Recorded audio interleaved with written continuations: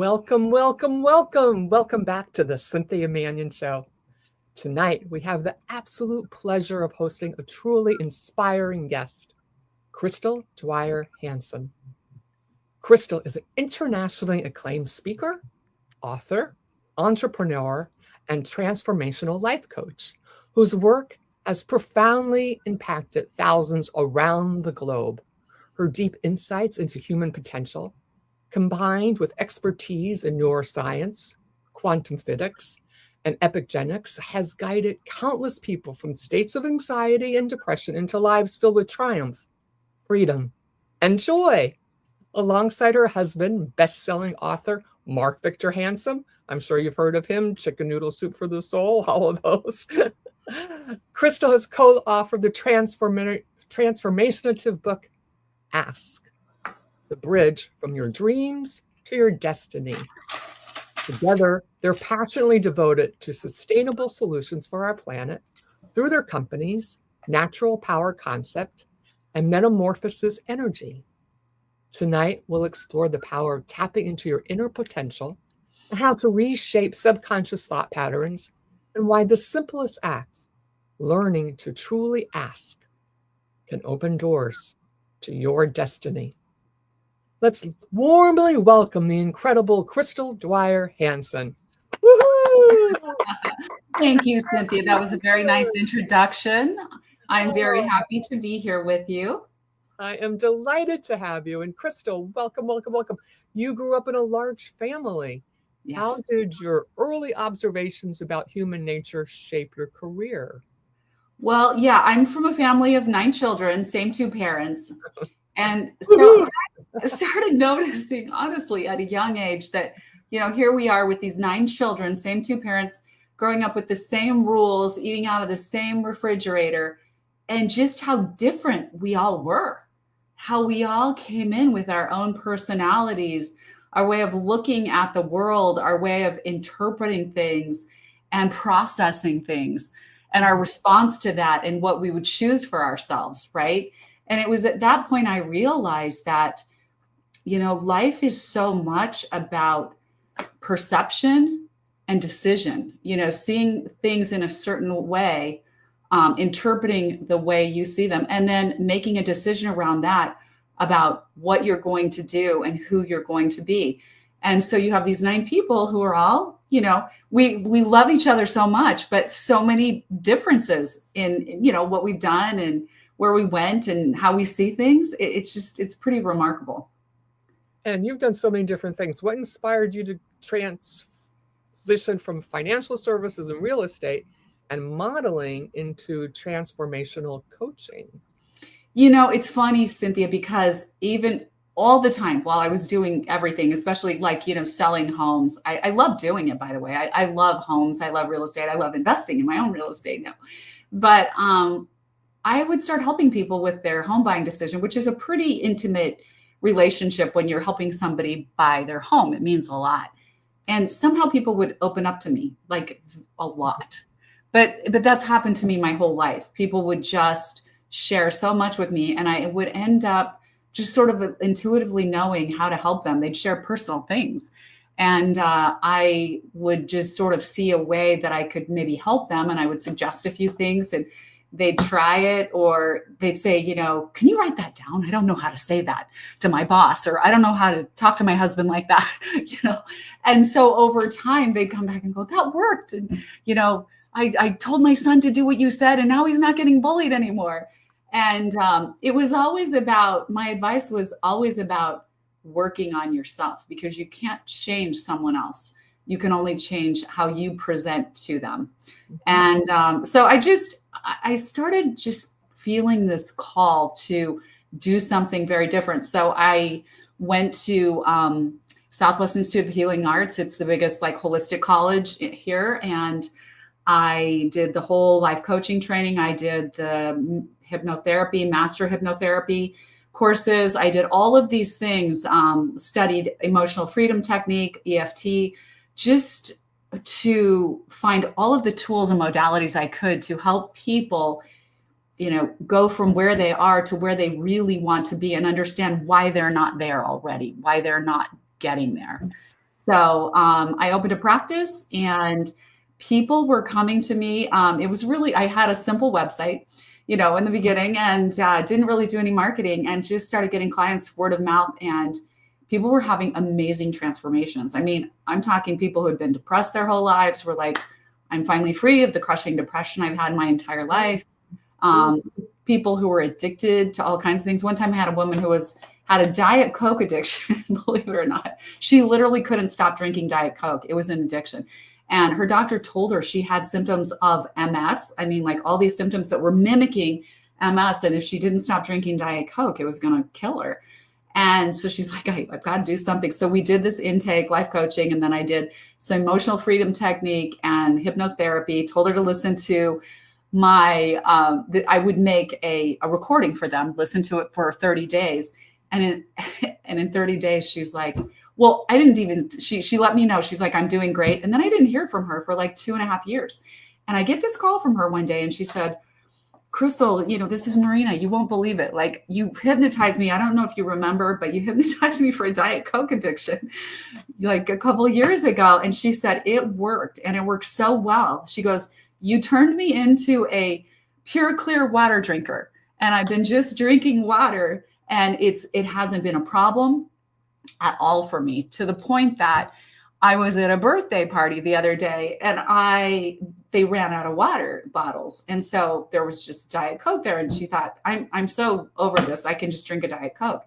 And she's like, ever since I did that, now I'm kind of like feeling the cravings again. So I was like, okay, come back in. But it is remarkable how you can change anything, because everything we do, every habit we have, every opinion we have of ourselves, every negative thought and negative thought pattern we have about ourselves is just a habitual entrenched pattern. And those patterns can all be changed. Our minds are very neuroplastic. We can identify those patterns and pathways that our mind just keeps defaulting to, because it is a default program, and then address it very directly, and then redirect those patterns and do it so that they become new habits. That's the thing, is replacing an old habit with a new habit. Absolutely. Mm-hmm. Absolutely. And Jake says, awesome. Thanks for joining us, Jake, from Australia. You've helped many people overcome seemingly impossible circumstances. What's the first step someone should take towards transforming their life, Crystal? The first step is you have to recognize where the faulty pattern is coming from. And usually that takes going into a really quiet state. You can do that in meditation. You can do it kind of in self-meditation and self-reflection. It is helpful to have someone, a therapist or a hypnotherapist or someone guiding you, a life coach, to take, do that intake with you and kind of take inventory of your life and start to identify, like, where do these first of all, what do you not like? What is bothering you about your life? Okay. That's where it starts. You need to identify that, and specifically, and be really gut honest about it. And then you have to start asking the questions. And this is why Mark and I wrote the book. Who do I want to be? What do I want? Because most people never ask those questions. They don't like what they're getting. They don't like their relationships. They don't like their life. They don't like who they are. They don't like their health and fitness, or their jobs and career, but they don't really have a clear idea of what they do want, because they're not asking the right questions. And so that questioning process is so very important. We get into that a lot with our book. Yes. And I have to say, Ask really works. I, of course, have read Ask, and I was sitting right here and I looked through my Facebook for a second. I try not to do it too much. And there was a picture of Crystal and Mark on airplane going, headed to DC. And I went, whoa, you're coming to my town. Call me. We'll have dinner. And guess what? I asked, they called me, and we went to dinner. And here is Crystal and I in Washington, D.C. on the streets, leaving dinner, I think we were. Yeah, here we are. And it was so much fun to give her a hug in person, not in her little box, and see how we related. Seriously, she is so fabulous. She could be my sister. I can't wait to just take a long walk. You know how we just walk and talk and Yep. a hike, and it is the best. And then we were just standing there, and here we are going, okay, please take our picture. Please, please, please. I just want to make sure I get one of us together. Yeah.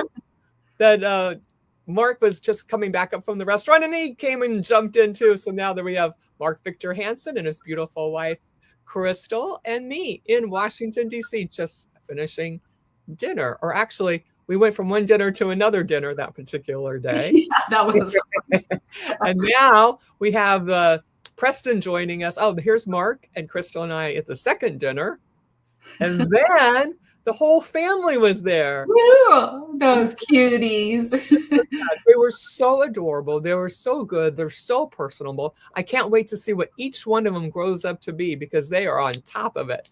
Talk about different personalities, and everyone's just like sparkling there. It was such a wonderful treat. Thank you, thank you, thank you. Thank yes, you are most welcome. And thank you for being so gracious and patient with everybody. And yeah, it was a lot of fun. And we are so proud of each of those wonderful kids and our kids and our grandkids, and have high hopes for so many beautiful things with them. Yeah. And you already are. So tell us about your book, Ask. What inspires you and Mark Victor Hansen to write such a great book? Sure. So, as you know, Cynthia, Mark and I have been so privileged, honored to travel the world, teaching, leading, coaching, and trying to, inspiring audiences. And we started noticing a pattern, and that was people who are extremely masterful at asking questions also happen to be very masterful in their lives, right? And we noticed that they seem to know how to ask the right question at the right time in the right way. And it continues to be an ongoing resource to them, those questions and the answers that they deliver. And so we started digging into this more and started thinking about, well, what about questions in our lives? How, we think we're onto something here, but we realized that at every juncture, both individually and together, as we were navigating through life, anytime we'd go through trials, tribulations, challenges, issues, it was when we sat down and started asking a new question that all of a sudden we would get a new plan, a new roadmap would start to come to us that wasn't there before. And that is the beauty and the magic of asking questions. When you launch a question, your question goes out into the universe. And literally, it's an energetic force that starts engaging with answers and engaging with solutions. And until you ask the questions, that doesn't happen. And, human beings, if you think about it, this is really profound, are the only beings, the only animal on this planet that can ask a question, right? We have that ability to ask. And interestingly, we looked at a lot of studies when we were writing the book. When you ask a question, a different part of your brain lights up. And it's the part of your brain that does critical thinking. So instantly, when you start asking questions, your own brain becomes a better resource to you. And so we were like, this is cool. The more we dug, the more excited we became. It was like peeling away layers of the onion, right? And so we thought, well, so we determined there are actually 3 channels through which you need to ask, right? And each one of them is equally important. And those are ask yourself, ask others, and ask God, right? So the asking yourself part is that reflective journey that we were just talking about a second ago. Like, how can you know where you're going when you don't even know where you are right now? And you don't know where you are right now because you never ask, is this working? Am I happy? What are the flaws with what I'm doing? What is causing this turmoil? Whatever it is, until you stop and ask, nothing changes, nothing. And then, sort of the second phase of that is, first, like, where am I now, of the asking yourself part. The second phase of that is, where do I want to be? Most people never really entertain that. They're afraid. They're afraid to dream. They're afraid to imagine. They're so stuck in what they see around them. We get all of our feedback from our current life, yet our current life is just a reflection of the things we've thought in the past, right? So what if you ask a new question? What would it be like if you had your ideal life? And we say, when you're trying to change your life, go on that stage of your imagination and ask yourself those questions. What is it like living my ideal life? Who am I talking to every day? What is it like living my ideal career? What is that? What products and services am I offering? How are people responding to those, and why? What is it about those things I'm offering that people like? When you start asking these questions, clarity pours in, right? And you start to see yourself differently on the stage of your imagination. You start to become a different person for yourself. You become a different model of a person for yourself, the model you really want to be, right? And in relationships, like, what do I really want? Who do I want to be with?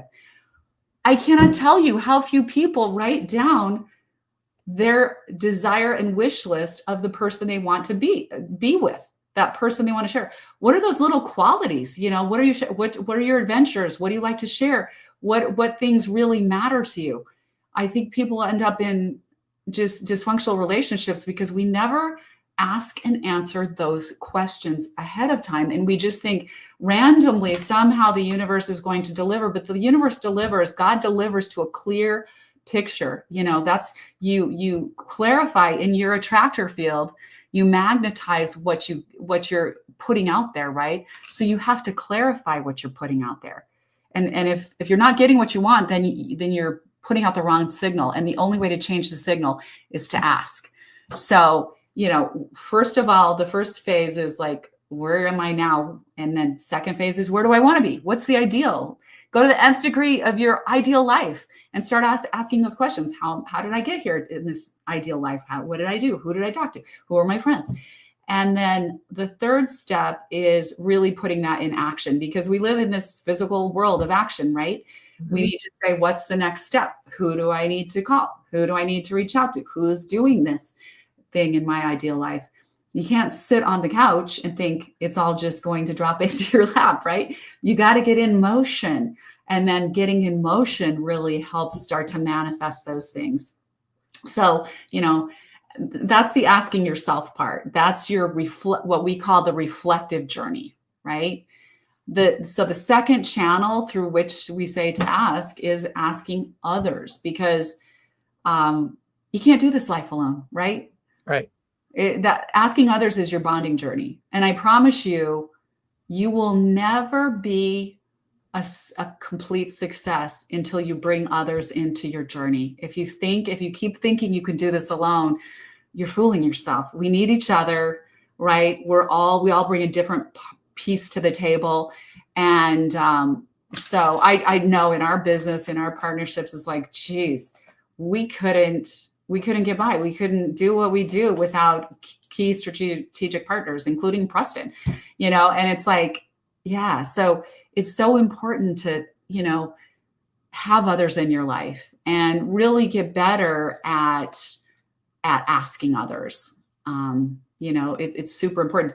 And then the third part of that is asking God. And really that's just about putting your whole life and your existence in a bigger, grander context in this universe, in this universal context. Like, what is your role in the kingdom, right? And when you think about it like that, it gets really exciting, right? It's not a lot of fun to think you're just doing this for yourself. Like, you actually have a piece in this. You have a part to play in this whole world. And there's no one just like you. And so remember that. Remember that. Don't discount your qualities, your purpose. You can touch people's lives in so many ways, little ways and big ways, and they all matter. And, just connecting with God and that higher purpose is it brings your soul so much joy. And always asking those questions, because you really are tapping into a higher power of direction when you ask God. And you're living your best life now because you wrote down your 250 or whatever there were things and really reflected on this and, quote, did your homework and knew what you didn't want and what you wanted. so that when the opportunity kind of presented itself, Mark was going to make that happen one way or the other anyway. Yeah. It works and it's fabulous. And I just am like, yes, yes, yes. Right. I was just discussing this with a girlfriend 2 days ago in New York, as a matter of fact. And we were going, because I'm helping her and we're doing a 250. Where are you now? And where do you want to be at the end of your legacy, and working backwards and doing the timeline. Good. So it falls right into, so pick up this book, ask, because it'll even give you more questions and more things that you didn't look for. And it makes it so much more fun. There it is. Ask. It's available on, well, Amazon's always the fastest, easiest, but it's also at Barnes and Noble and lots of little stores. And after you read it, you can join askthebookclub.com. And there's some extra goodies in there. That's right. Exactly. And you know what? You will have so much fun. Like when you start what we call taking the asking journey, your life changes so much. You almost don't recognize it. I mean, the testimonials that we get from people, it's like they try to explain to us how much their life has changed. And it's really so dramatic. And you realize how stuck you were before once you start taking that asking journey. You know, I think you remember this, Cynthia. We talk about the 7 roadblocks to asking in the book. Mm-hmm. And, you know, I don't have to go through all of them, but what we discovered is everyone has at least 1 or 2, if not all of these roadblocks to asking, right? I don't know, we get scared to ask. It's funny. We come into this world as these beautiful little uncorrupted children who are so ready to ask, right? We want to know everything. We want to know who, what, when, where, why, right? And drive everybody crazy. And we also are not afraid to ask for the best and the most, and ask for more, because we know we're these little entitled spirits who say, this world is big and beautiful. Why not, right? Yeah. And then depending on how you were parented, you know, what your parents got sick of you, like, oh, stop asking so many questions. I'm tired of hearing you. Or, you know, at school, they're shutting you down, going, do not ask questions unless you're called on. And then you go to work and your opinions aren't valued and people are, you know, not interested in hearing your ideas. Or you go to the military and it's even more rigid. It's like all of a sudden we're standing there as full grown adults going, like, terrified to ask for anything. Like, people are so scared to ask and almost ashamed that we don't have all the answers. And what a tragedy, because guess what? We're never going to have all the answers in this life, right? You have to keep asking and you cannot be ashamed. We say embrace that childlike curiosity again, because we all had it, but it gets crushed out of us. And it's time to bring it back. Yes. It will make you come alive again. A shout out to Patricia Gadget. Thank you for joining us from Canada. And she writes, fabulous way to consider our future. Love. Oh, thank you. This is amazing stuff. And it's like water, food. You have to do it every day. I know you meditate every morning, as I do. Yes. And I was listening to one of your other podcasts, and I do the same thing. I pick 3 things for the day in the morning during that meditation. And those 3 things will make my life better. And I have my bigger ones, but I do 3 that I know I can get done in that day. And you check them off and you're like, woohoo, here I am. And every one step forward every day, 1%. That's it. Oh. And congratulate yourself and feel good about it. Yeah, you know? Good job. Yay. Yeah, exactly. And there's no reason, like, you have to, we're all a practitioner in life. Like, I think sometimes people think that everybody else has the answers, but I don't. And I wish I did, because it seems like everybody else knows what they're doing except me, right? So many people think that, right? And it says, you really never stop learning, so we shouldn't stop asking. Exactly. I love that. Thanks, Kevin. That's so true. But yeah, we have to keep going. We're just practitioners in this life. We're practicing. We have to practice life every day and practice to be better and better and better and better. And the journey is never over. We just have to keep going. And so for me, that's the exciting part about life. Like, if you don't like what's going on, let's change it. I'm saying you can change it, right? Start asking questions. Let's get on it. And rethink everything. Rethink your breakfast. Rethink how you make your bed. Right. Rethink how you brush your teeth. You know, you can be wearing down your teeth using your right hand all the time if you're right-handed. Switch to your left. Good You'll get point. new little grooves. I mean, seriously, every single thing. Walk a different way, drive a different way, eat a different way, Mhm. go to a different restaurant, make a different phone call someone from your past, call someone from your future. Reach out. It is so much fun. And you get this little seed going, woo, woo, I did that. And it's makes you want to jump up and get going first thing in the morning because you're so excited. It Uh, does. right? Yeah. Right? I mean, I'm so excited every day now. I'm just like, oh, good morning. I walk around saying good morning to all parts of my body, and I walk down and I go, good morning, living room. Good morning, my little plants. Oh, yes, there's Patricia. Break Break up those synapses. I love that. Yes. Interrupt those synapses. And I think that's, people get depressed or hopeless or bored. You have to keep, like she said, breaking up those synapses and look at the vitality. Like life is buzzing inside of us and around us. And it's only because we're not recognizing it that we get in those ruts. Once we realize that, everything starts to change. Yes. So, what common destructive thought patterns hold people back from achieving this goal? Yeah. So yeah, the first one, the first roadblock is unworthiness. And that is a universal roadblock. I will tell you, most human beings carry a little bit of unworthiness around inside of them. And it's like this unnamed unworthiness. And it kind of starts in our childhood, just with this series of things that could have happened, maybe not big things, but it's just that sort of little voice that tells us we're not quite enough, right? And so these roadblocks, each and every one of them, is so important to recognize because they will keep pulling you down. And so once you identify them, you go, oh, no, I know what you are. I see you now, and I'm not going for it, right? And you realize that's the one that's been getting me down. Okay, that's why I'm not asking. I feel a little unworthy. I feel like I'm not enough, or I'm not good enough, or, that sort of thing. Another one is naivete, which this one I love because I tell this story in the book about this darling Filipino woman who worked for us when the children were young, because Preston was 9 years old and the girls were born a year and a half apart. And it was just crazy at our house. We were busy all the time. And she came in and she was just like pure love. She fell in love with all my kids instantly. And she would come and make these yummy dishes from her homeland. And she used to make this pancit. The Preston was his favorite. She even made some for him to take to school to feed his Oh, whole classroom. It nice. was so sweet. Yeah. So anyhow, she comes one day and she cuts up this orange fruit on a plate. And she hands it to me and she goes, "Try this, Crystal." I go, "What is it?" And she goes, "It's mango." And I go, "Mango? I guess I've never had mango." And I taste it. And I go, "Wow, that is the yummiest fruit I've ever tasted."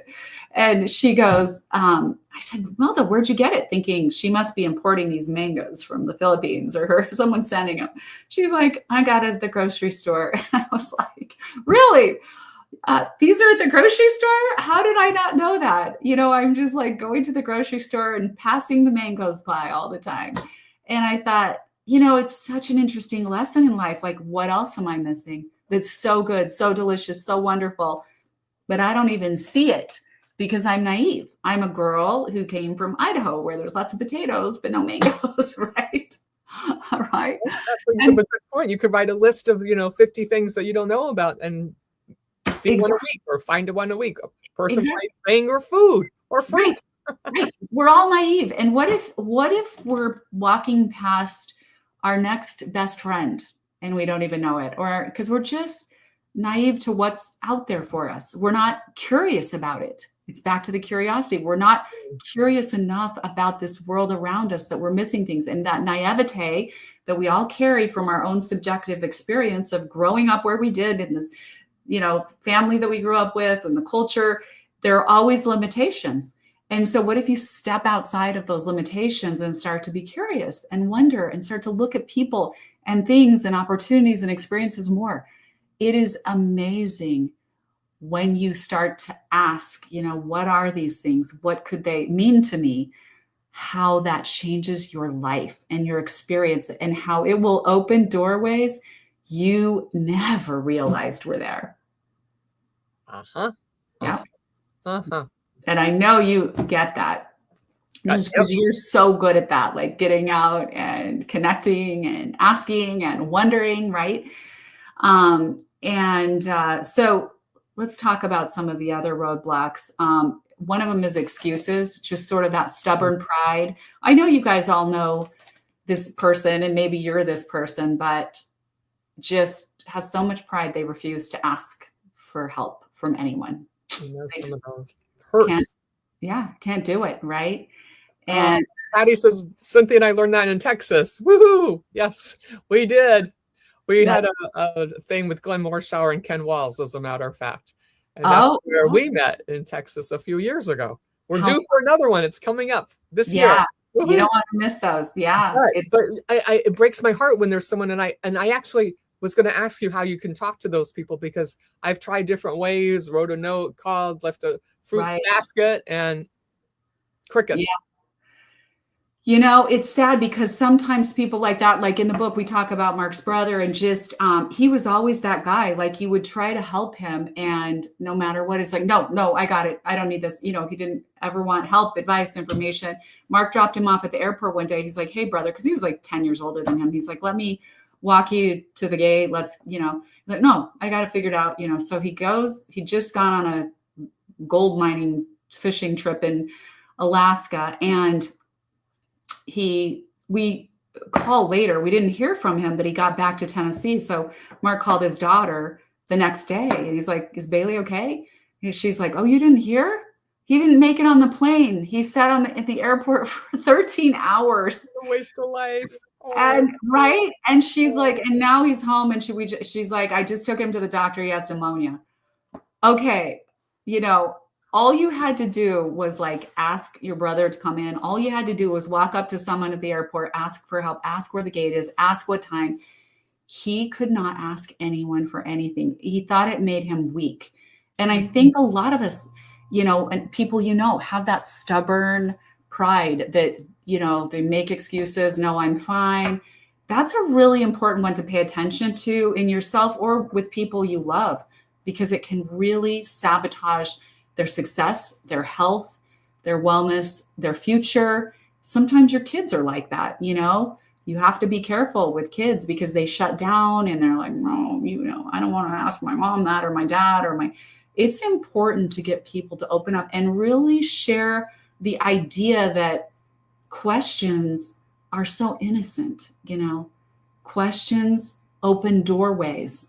Questions lead you to better outcomes. And I think it's just really helping people understand the power of asking questions. So I want to share one more, Cynthia, did you have something else? No, please go. No. Yeah, I think that I'm not going to do all the roadblocks, because I know people want to read the book. This is good. And they can pick up the book and dive into this even further. But yeah, exactly. How about hearing it from the author herself? Exactly. It's fun. It's fun to talk about it. I think one of the saddest roadblocks for me is the roadblock of disconnection. And that is where, because we say, the books is Ask the Bridge from Your Dreams to Your Destiny. And we really believe that God seeded these beautiful dreams in each of our hearts. We do. We all have these special dreams that in our hearts that will lead us to our destiny if we're willing to do what the bridge from your dreams to your destiny. It's like you have to cross that bridge. You have to take those dreams in your heart, start asking the questions that will lead you to the answers, that will lead you across the bridge to your destiny. And I think the saddest roadblock for me is the one of disconnection. And that is very literally where people start to disconnect from the dreams in their hearts. They had all these beautiful dreams, and then life comes along, and life's been tough. And even, through the COVID years, life got really, really challenging for people, I think. And a lot of people disconnected from their dreams. And that is so sad, because your dreams are still there waiting for you. So, start asking the questions again. Start asking what it is you're supposed to be doing, because that is so important, that you become that expression you were made to be in this world. And don't ever stop. don't ever stop that journey. And when you ask, take the quiet time to listen, because that Right. little voice will tell you in the Mm-hmm. weirdest ways. I get a lot of those little, in the shower. The water, I guess it's cleansing, and you just go, and then keep a pen and paper, just write it down so it doesn't go poof out of your mind. And Yeah, that's right. Oh my gosh, that's such an important point. Like, we have to write this stuff down, and we call it an asking journal, just keeping an asking journal, right? Because you will be so surprised when you look back on that journal. I am not kidding you. I mean, I have these journals. I pulled one out the other day and I said, Mark, this is going to blow your mind. I hadn't looked back on it in a long time. And it was when we were in a lawsuit, being unfairly sued. We were, it was costing us a fortune. This was back when we were in California. We have to see what Kevin says. Yep. I love that. God has given us what we already need, and that's each other. Yes. We are each other's greatest resource. And so it's funny, as you start to become, even asking people, what can I do for you? Is there anything I can do to help you? It's amazing how that opens up this reciprocal pouring out of the universe, right? Of things that can happen for you. I mean, you get it back tenfold. And it's not that you're doing it just to get something back, but it's like, there's nothing more rewarding than asking people how you can help them. I'm just going to skip ahead to that because I want to talk about that. There's a section in the book called Becoming a Granter of Wishes. And that is exactly what we're talking about here, is asking how you can help others. That's where you really change the world. Life. Yes. Yeah. And as you're struggling, right, to really become a better question ask her in your own life, start asking what you can do for others, and it will make it easier for you. And just open that flow of love. We're all full of this sparkly, beautiful light and love, and we block it and we don't see it. We don't see it in each other. We don't see it in ourselves and others. And if we just open up a little more, ask each other, just ask, and be there for each other. And ask what we can do to help. Ask if someone can maybe help you. It's amazing what happens. Yes, and do it with love. It's amazing what happens when people how much people bond when they do that. And I just getting back to that point I was making a minute ago. Yeah, I looked back at my journal and I remember I wrote down all of these things. God, I asked for all the things we needed, all the resources, and oh my gosh, I was like, Mark, these came true to a T. All of these requests were answered. Like, I can't even believe we were in this state of like struggle and it was huge amounts of money. We're talking in the million. It's like, so yeah. So it all miraculously resolved, because life is miraculous, but you have to engage. You have to make it happen. You have to start asking, start engaging, start offering, ask for what you need, ask others what they need. And things really start to move. So yeah, keep your journal, because you'll look back and you'll say, whoa, look what I asked for. I asked for a man that was this has these qualities. Look, you're it, honey. It's crazy. And you might forget about it for a while, and then you go back and go, this really, really works. It's super cool. I wanted to go back to the bonding part for a second, because we did look at all these studies. First study, it showed that everybody coming into the study had this perception, right? That if they ask someone for a favor, advice, information, that maybe they would be looked at as being irritating, annoying, obnoxious, which is why they all agreed they were hesitant to ask. But the reality of the results of the study showed that that's just the opposite. If you're just willing to ask someone for help, information, advice, they'll give it to you. But here's the other part. They won't just do it. Oftentimes, They won't impose themselves upon you unless you ask. So the asking part is important. Never be afraid to ask, right? They did another study, a Harvard study in business settings, right? So they studied people who, like business partners who asked more questions. And what they found in these studies is the business partners who asked the most questions and then more follow-up, like probing questions, were the ones who, at the end of the day, the people considering doing business with them or wanting to do business with them they found those people who asked the most questions to be more likable. Those question askers were the most liked. And that is because when you ask someone a question about themselves, you're telling them, I'm interested in you, right? I care about what you think. I care about who you are. And then when you do a follow-up question that's more probing, it's even that bond grows stronger. So it's just important to remember that in all relationships. Deep dive, right? That's right, Patricia. And it works. And it works in every business and every relationship. 100%. Truth. Proof. Absolutely. So it's a pretty miraculous thing for sure.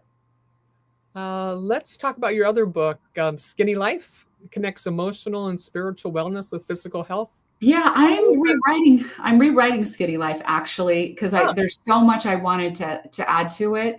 So it's not on the market right now. But yeah, I just realized through my coaching practice, right, that it goes back to everything we've talked about, that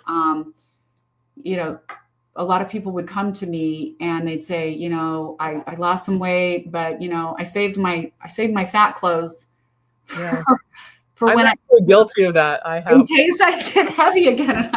And so what we realized is they never got rid of that fat person inside, the identity. And so a lot of my work has always been about a change of identity, because when something's going wrong, you are identifying with a version of yourself that is not what you want, right?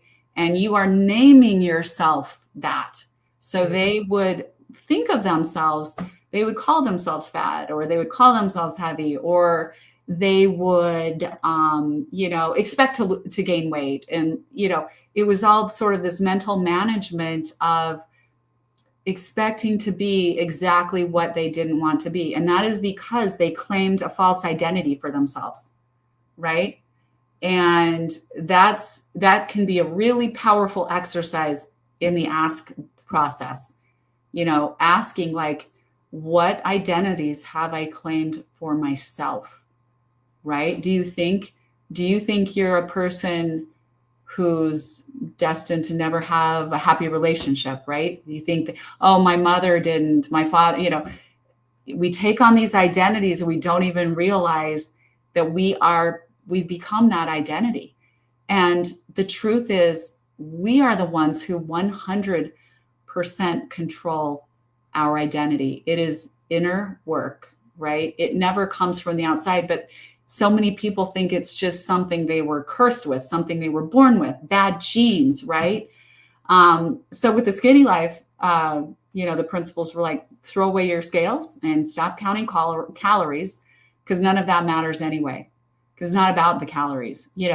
A 300 calorie donut and a 300 calorie chicken breast is going to be a completely different food in your body. It's going to create a whole different cascade of events inside your body. And one series of metabolic events is going to support your health, strength, your energy, your muscle formation. The other series of events with the donut is going to tax your pancreas, stress it out, create fat cells in your liver. All of those are going to tap your body for insulin. Your body's going to freak out, So I said, I want you to love foods more than you've ever loved them. Just love the foods that love you back. Mm-hmm. Yeah. So we did a lot in product. I had a whole like digital product, which I need to totally update because, like I said, so many things have changed, and I just I want to redo it. But it was such an exciting program. People loved it because it was a whole different way of thinking about weight loss, like releasing the fat identity completely. Can you break down how our subconscious influences our daily lives? Yeah, I mean, your subconscious constantly influences your daily life. That's why you need to check in with it. That's why you have to do the deep inner work, okay? Because the conscious brain basically processes just a fraction of what's going on in your brain.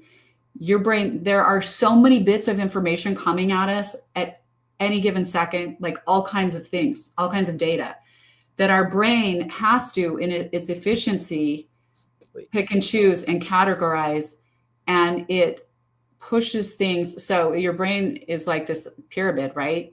It's like, yeah. So the iceberg, this is your conscious mind, this little tiny dip, this is the conscious mind, and everything else is your subconscious, this huge reservoir down here. That's your storage bank. That's everything, every experience that's ever happened to you, every time someone screamed at you, made you feel like you weren't enough, every time you were rejected, not picked for the team, everything that's happened, every time you were scared out of your mind or terrorized. And so all of those things get stored.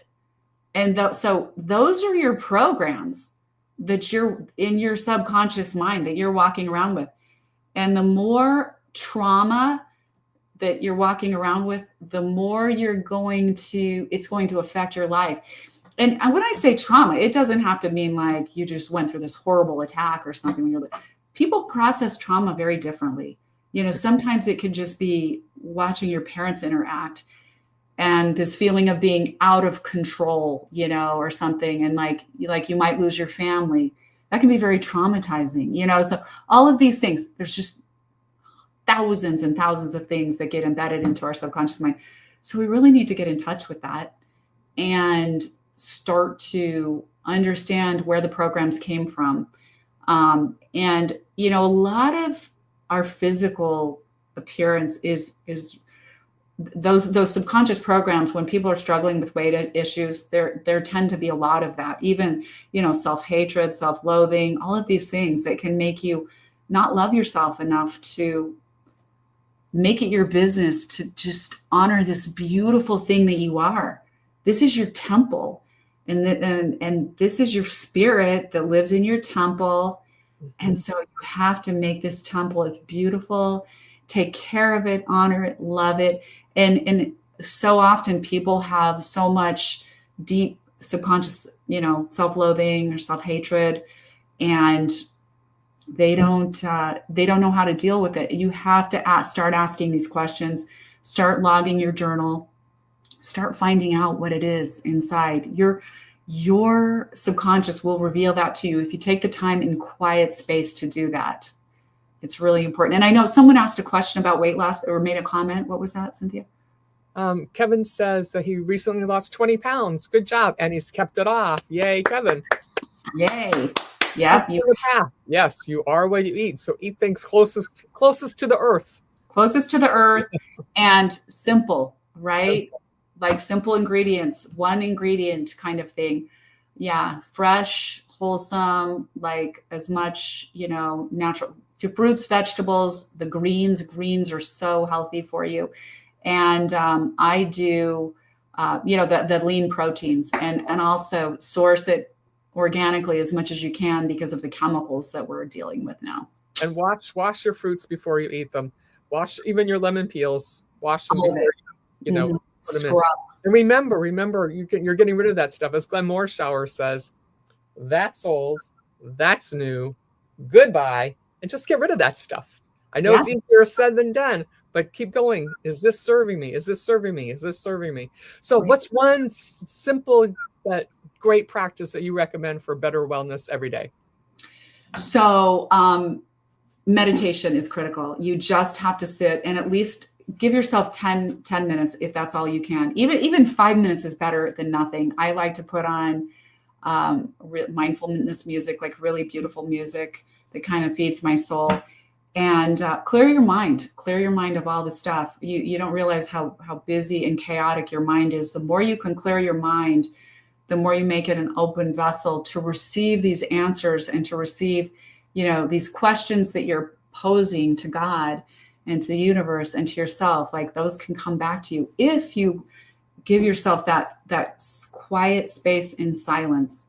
But you've got to do that. You've got to be good enough to yourself to do that one little thing. It's important, because we think the world is coming at us from the outside and happening to us. It's not. Your world is created from the inside out. And never forget that. Right. You and Mark co-own Natural Power Concepts. Yep, we and are. Metamorphosis and Metamorphosis. Yeah, well, we sold that off. I'm sorry, that was probably that on an older biography. But yes, we sold that. Just didn't have time to. Yeah, but the Natural Power Concepts is a really amazing company with different concepts, and we're not super involved personally, but yeah. Patricia says meditation and prayer brings us clarity and purification. Yes, my darling, you are so right. What is the best advice you have, Crystal, for about achieving true happiness? It's really, you can't be happy unless you really know yourself and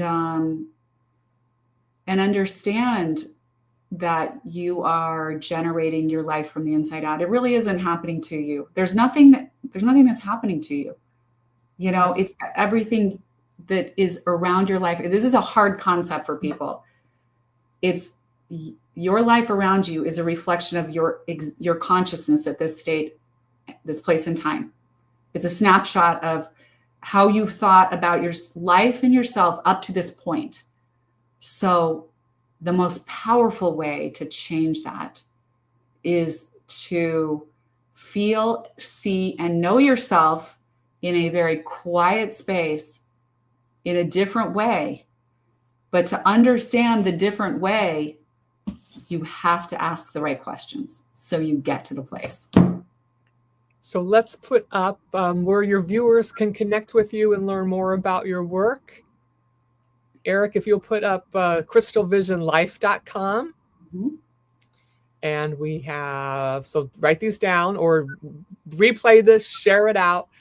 Crystal Dwyer Hansen, Facebook, Instagram. Yep. Crystal Hansen Dwyer on all those. And then after you read Ask, you can join the askthebookclub.com. Yep. Finally, Crystal, what's the one key takeaway that you like listeners to remember most from today's conversation? I just want them to know that whatever they're not happy with in their life, they can change it. They have 100% power over their lives. That's important. Go the extra mile. Make sure you share this out. Make sure you tell your friends and just do it. Just do it. Carve out a few minutes. Write those things down. Do your journaling. Just do it. You've got to work on yourself, because if you don't, who will? That's right. Patricia says, so blessed to be able to hop on this evening. Oh, thank you. We're so happy that you were here. It was so fabulous to have you. Patricia could join us on our walk. She would join in our sisterhood. So really. Awesome. So ladies and gentlemen, I thank Crystal Dwyer Hansen for joining us this evening. Thank you. She's a clear, bright light illuminating the way for all of us. And we want to walk down the path with her. So share this out, rewind it, listen to it again. Hashtag it, and I will see you next Wednesday at 7 p.m. Eastern Standard Time, 4 p.m. Crystal's time in Arizona. And be good. Make wise choices. Ask, read, write, think. Go the extra mile, because this is your world. This is your life, and you own it. Thank you so much. Thanks, Cynthia. Take care, everybody. Thanks for being here. Thank you. And if you'll go back into the green room for a minute, yep, we will just take a picture or two. And we love you all. Thank you, thank you, thank you.